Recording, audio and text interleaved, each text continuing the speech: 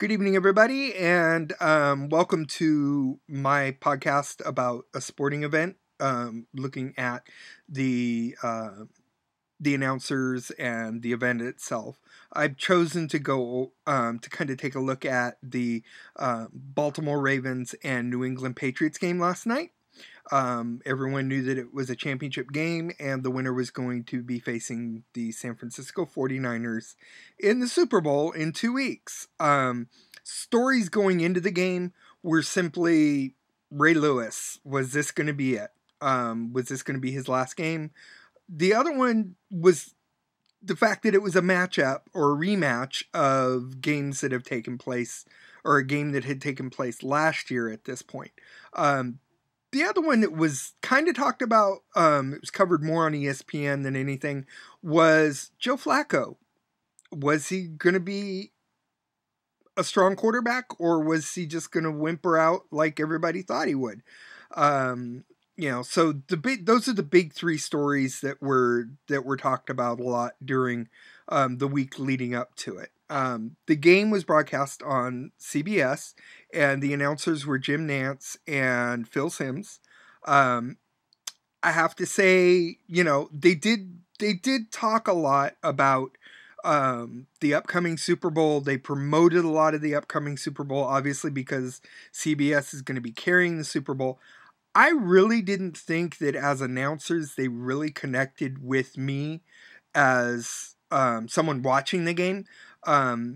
They gave a lot of just insight on what you could already see. There wasn't a lot of, or at least I didn't feel, there was a lot of knowledge that was being shared, especially by Phil Simms, about what the quarterbacks were really thinking and that type of thing. I would have thought there would have been more of that, but unfortunately there wasn't. So as far as whether they really connected with anybody, most people might say they did in some ways. They did in some ways with me, but they didn't do it very well. And I was not really impressed. It was very much more of a commentator thing instead of a, let's connect with the audience feeling to me.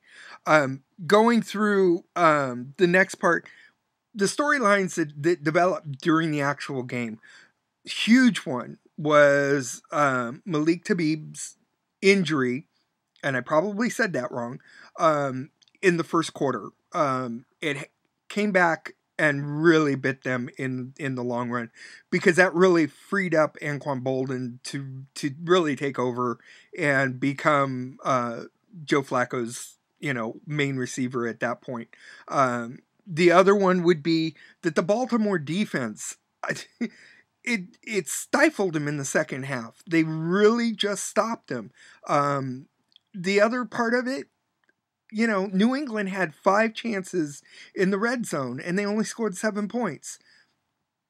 I'm not, as a sports fan and as someone who's learning and watching all of these things unfold, I thought there'd be a lot more going on with the New England offense. But unfortunately, they got shut down. They got shut down early.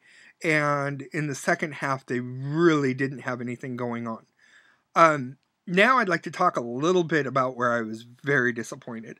How is it covered in social media? Well, ESPN did a great job. I was able to go to the ESPN page, and they had a Gamecast going, they had chat going, they had Twitter going. They used all of social media. When I went over to the CBS page to look at their Gamecast, I was really surprised that they had no social media going on their page at all. There was, all the stats you could want and that type of thing, but there was no social media taking place in it at all. That flows into the fact that even during the game, most of the game that I watched, they didn't even mention social media. Now, I would venture to say that they're probably holding it for the Super Bowl. They're probably, gonna really hit us hard when it comes up to Super Bowl time. They did show a lot, and they talked a lot about, their Super Bowl coverage, which is upcoming. So I wouldn't be surprised if they do bring that out a lot more then. General impressions of it. If they could have connected with us as viewers a little better, I think I would have liked it more. Unfortunately, they didn't really connect with us. They kind of just gave us the commentary and that type of thing. They didn't really connect with me personally. If they'd brought in the social media, something, that, other players were saying about the game or other people were saying about the game, then that might have been enough to make that connection with me. But overall, I thought they did a decent job. I just think they missed it on a few things that they could have done differently. But I'm willing to bet, like I said a few minutes ago, that we will see a difference when it comes to the Super Bowl coverage. We're going to see the media. We're going to see social media, Facebook, Twitter. We're going to see all of that stuff used in order to enhance that part of the production. So overall, great weekend of football. Congratulations to San Francisco and Baltimore. I really look forward to seeing how this all plays out. And I'm actually really glad to see that Ray Lewis and the Ravens are, going to have one last shot and that he's going to go out on top, whether he's a winner of the Super Bowl or not. He's still going to go out on top because he is playing in the Super Bowl. So thanks all for listening. Have a good night, and we'll talk to you soon.